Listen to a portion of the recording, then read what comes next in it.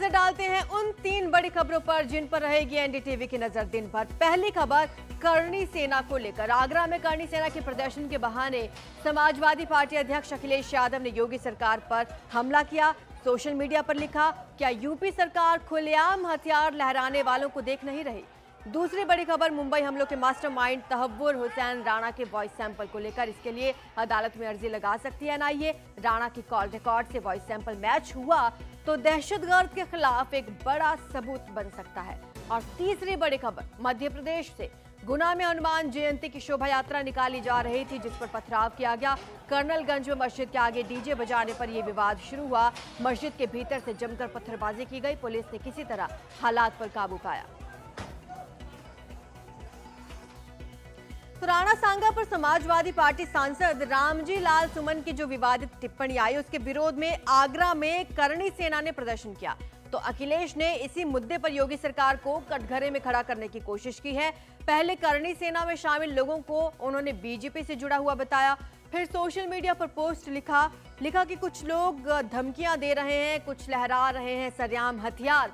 क्या पंचेंद्रियों से हीन हो गई है बीजेपी सरकार। वहीं समाजवादी पार्टी सांसद रामजी लाल सुमन ने भी बीजेपी के खिलाफ अखिलेश वाला ये आरोप दोहरा दिया। सुमन ने कहा कि सेना को बीजेपी का समर्थन है। करणी सेना के विरोध प्रदर्शन के जरिए बीजेपी मुद्दों से लोगों का ध्यान भटकाने की कोशिश कर रही है।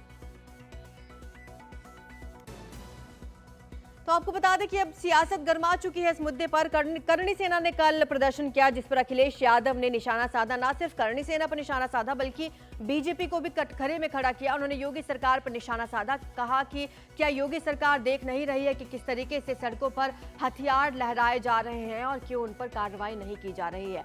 आपको बता दें कि कल करणी सेना ने बड़ा प्रदर्शन किया है आगरा में और इसी को लेकर ये सियासत यहाँ पर गरमाई हुई है। अखिलेश यादव ने सोशल मीडिया प्लेटफॉर्म पर भी ये ट्वीट किया है जो आप देख पा रहे हैं। ये उनका पोस्ट है। उन्होंने कहा कि क्या पंचेंद्रियों से हीन हो गई है योगी सरकार, जो उनको नजर नहीं आ रहा कि किस तरीके से सड़कों पर सरेआम हथियार लहराए जा रहे हैं। तो इधर उनके इस बयान पर पलटवार भी किया गया है। ज्यादा जानकारी के लिए हमारे सहयोगी पंकज झा हमारे साथ जुड़ रहे हैं। पंकज, सियासत इस पर गरमाई हुई है। अखिलेश यादव का हमने बयान सुना, क्या योगी आदित्यनाथ या बीजेपी की तरफ से इसका पलटवार किया गया?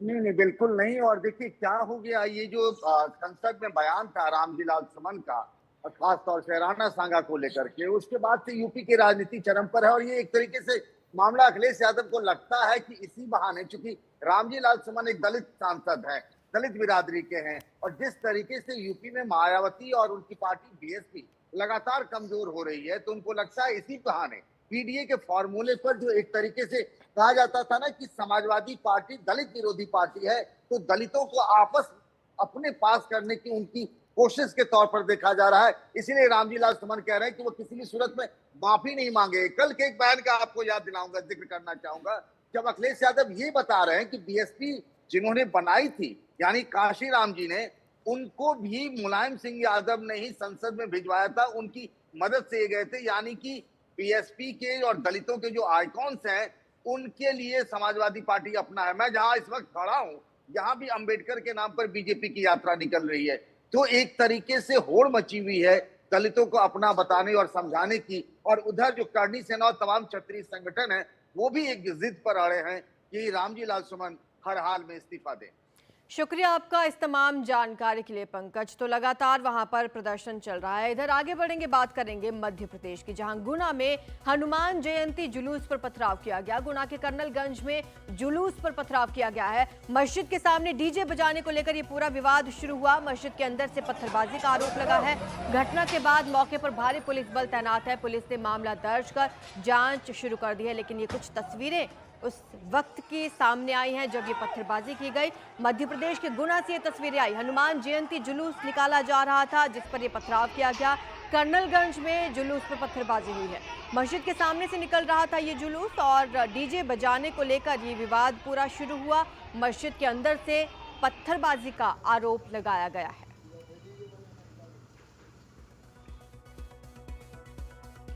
अब बात करते हैं पश्चिम बंगाल के, जहां वक्फ कानून के खिलाफ मुर्शिदाबाद में हिंसा भड़की, जिसके बाद अब वहां केंद्रीय बलों की तैनाती कर दी जाएगी। कलकत्ता हाईकोर्ट ने केंद्रीय बलों की तैनाती का आदेश जारी कर दिया है। मुर्शिदाबाद में हुई हिंसा में 3 लोगों की मौत हो गई है, कई लोग घायल हुए हैं। मुर्शिदाबाद के जंगीपुर में शुक्रवार रात भड़की हिंसा के मामले में 118 लोगों को गिरफ्तार किया गया। हिंसा में 15 पुलिस वाले भी घायल हुए हैं, उनका इलाज जारी है। पश्चिम बंगाल के डीजीपी ने कहा कि मुर्शिदाबाद में हालात तनावपूर्ण बने हुए हैं। मुख्यमंत्री ममता बनर्जी ने लोगों से शांति की अपील की है। वहीं बीजेपी ने कार्रवाई न करने का आरोप लगाया है।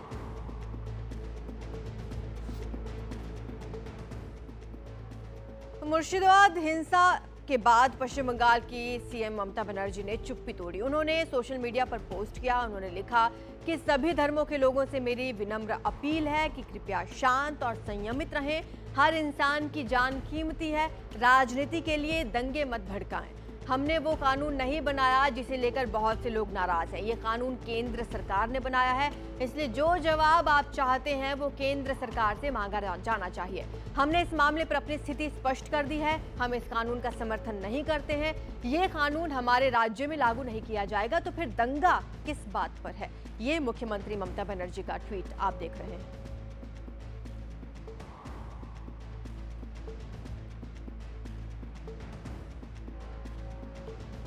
इधर टीएमसी नेता सौगत रॉय ने बीजेपी के आरोपों को खारिज कर दिया। उन्होंने कहा कि ममता बनर्जी जानती हैं कि बंगाल को कैसे चलाना है। ममता बनर्जी बंगाल के लोगों का नेत्री है। वो जानती है कैसे बंगाल को चलाया जाए। बीजेपी को कोई जगह यहाँ पर नहीं है। वॉकअप बिल को लेकर मुर्शिदाबाद में फिर से ये जो तेजी से चल रहा है, 2 की मौत हो गया। हाँ, लोगों के मन में दुख है, क्षोभ है, इसलिए मुख्यमंत्री मीटिंग बुलाए हैं मुस्लिम समाज को, ताकि ठंडा किया जाए। ये जो हुआ है वॉकअप बिल, लोगों का इमोशन चार्ज है, इसलिए स्पॉन्टेनियस हो रहा है, कोई कॉन्स्पिरेसी नहीं।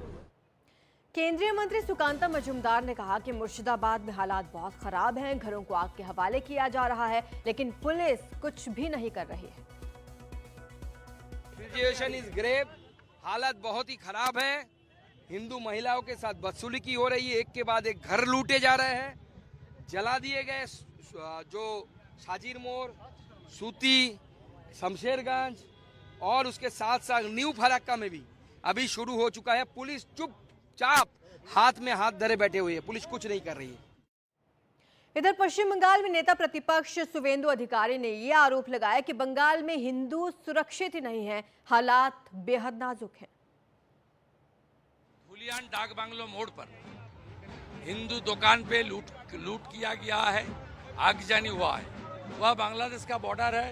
बीएसएफ और फायर ब्रिगेड ने तुरंत जाकर कुछ राहत का काम किया है, लेकिन पुलिस का हाथ से बाहर है जो situation. 35 police personnel injured so far. Police का गाड़ी जला दिया, पुलिस एरिया में नहीं है, भाग गया है। और ममता बनर्जी तुष्टीकरण का राजनीति कर रहा है, वोट बैंक का राजनीति कर रहा है। हेलो मोटो।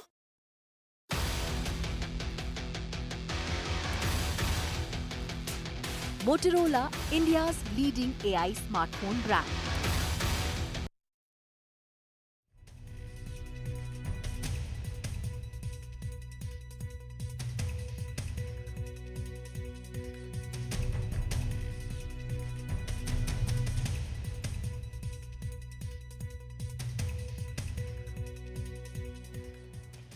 मुंबई आतंकी हमले के मास्टरमाइंड तहव्वुर राणा से लगातार पूछताछ हो रही है। एनआईए अब उसका वॉइस सैंपल लेने की तैयारी में है और इसके लिए अदालत में अर्जी भी लगा सकती है। तहव्वुर की कॉल रिकॉर्ड से वॉइस सैंपल अगर मैच हुआ तो ये साबित किया जा सकता है कि फोन पर बातचीत करने वाला शख्स वही था, यानी ये दहशतगर्द के खिलाफ एक बड़ा सबूत बन सकता है। लेकिन वॉइस सैंपल आरोपी की रजामंदी से ही लिया जा सकता है और अगर वो इनकार कर देता है तो एजेंसी इसके बारे में कोर्ट को बता सकती है। ये इनकार राणा के खिलाफ चार्जशीट में भारी पड़ सकता है। ज्यादा टेक्निकलिटीज हम अपने सहयोगी मुकेश सिंह सेंगर से समझेंगे। मुकेश, वॉइस सैंपल के बारे में जो भी अपडेट आ रहा है उसके बारे में बताएं। देखिए, मुंबई हमलों के पहले और बाद में तहव्वुर राणा ने अपने दोस्त डेविड कोलमैन हेडली से बहुत बार बात की थी, सैकड़ों बार ये बात हुई थी, जिसमें मुंबई हमलों को लेकर भी बात हुई थी। तो ये सारी जो बातें हैं, ये अमेरिकी एजेंसियों ने इंटरसेप्ट किए थे और उनके पास इसकी कॉल रिकॉर्डिंग भी है, जिसमें मुंबई हमलों की कॉन्स्पिरेसी को लेकर बात हो रही है। और ये सारी जो बातचीत है, ये अमेरिकी एजेंसियों ने एनआईए को भी सौंपे हैं। तो अब जो पूरी वॉइस रिकॉर्डिंग है, उससे तहव्वुर राणा की आवाज को मैच कराने के लिए उसका वॉइस सैंपल लेना बहुत जरूरी है। इसीलिए जो एनआईए है वो बहुत जल्दी ही कोर्ट में मूव कर सकती है और तहव्वुर राणा के वॉइस सैंपल लेने के लिए जो अर्जी है वो दाखिल कर सकती है। लेकिन इसमें क्या होता है कि इसमें जो एक्यूज होता है यानी आरोपी होता है, उसकी भी परमिशन, उसकी अनुमति बहुत जरूरी होती है। अगर वो मना कर देगा तो फिर उसका वॉइस सैंपल नहीं लिया जा सकता। तो तहव्वुर राणा की परमिशन लेनी होगी।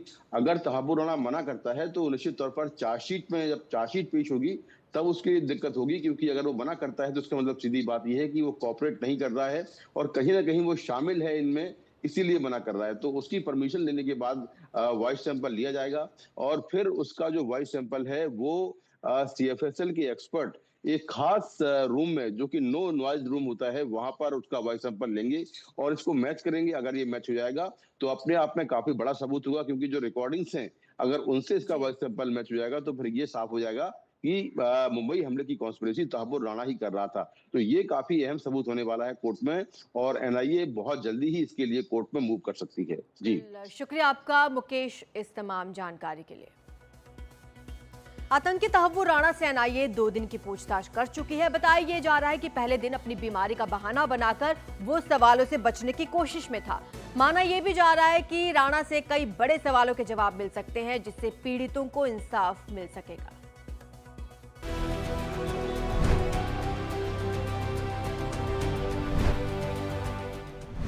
मुंबई हमले का मास्टरमाइंड और आतंकी तहव्वुर राणा से राष्ट्रीय जांच एजेंसी पूछताछ कर रही है।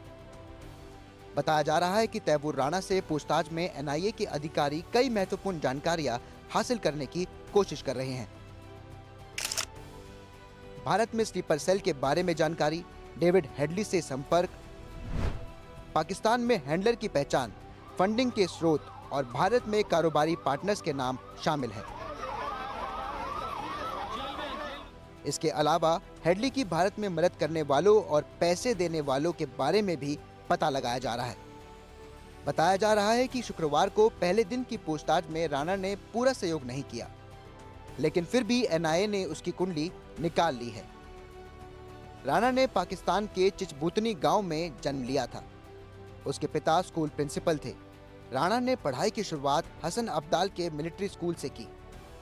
यहां उसकी मुलाकात डेविड हेडली से हुई। बाद में 1997 में अपनी पत्नी के साथ कनाडा चला गया राणा। कनाडा में उसने इमिग्रेशन कंपनी और मीट का बिजनेस शुरू किया। बताया जा रहा है कि राणा लश्कर और हरकत उल जिहाद इस्लामी के कैंपों का दौरा भी कर चुका है।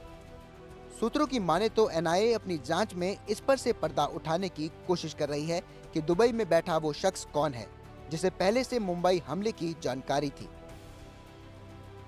बताया जा रहा है कि अमेरिका में पूछताछ के दौरान राणा ने इस गुमनाम व्यक्ति के बारे में खुलासा किया था। सवाल कई हैं। दुबई में बैठा वो साजिशकर्ता कौन है? क्या पाकिस्तान की खुफिया एजेंसी आईएसआई से उसका रिश्ता है, या फिर वो लश्कर तैयबा का कोई बड़ा आका है, या वो पाकिस्तानी सेना का कोई हाई रैंकिंग अफसर था जो 26/11 की पूरी प्लानिंग में शामिल था? क्या दुबई कनेक्शन से खुलेगा पाकिस्तान की साजिश का नया चेहरा? एनआईए इस पूरी साजिश की तह तक जाना चाहती है। बताया जा रहा है कि सवालों की लिस्ट बहुत लंबी है। 18 दिन पूरे होने के बाद एनआईए 12 दिन और कस्टडी की मांग कर सकती है। ऐसे में ज़रूरी होगा कि राणा पूछताछ में अपना पूरा सहयोग करे। देखना यह भी खास होगा कि आखिरकार इस पूछताछ में और क्या कुछ नए खुलासे सामने आते हैं। दिल्ली से अपने कैमरा सहयोगी प्रेम सिंह के साथ मैं शुभांग सिंह ठाकुर, एनडीटीवी इंडिया।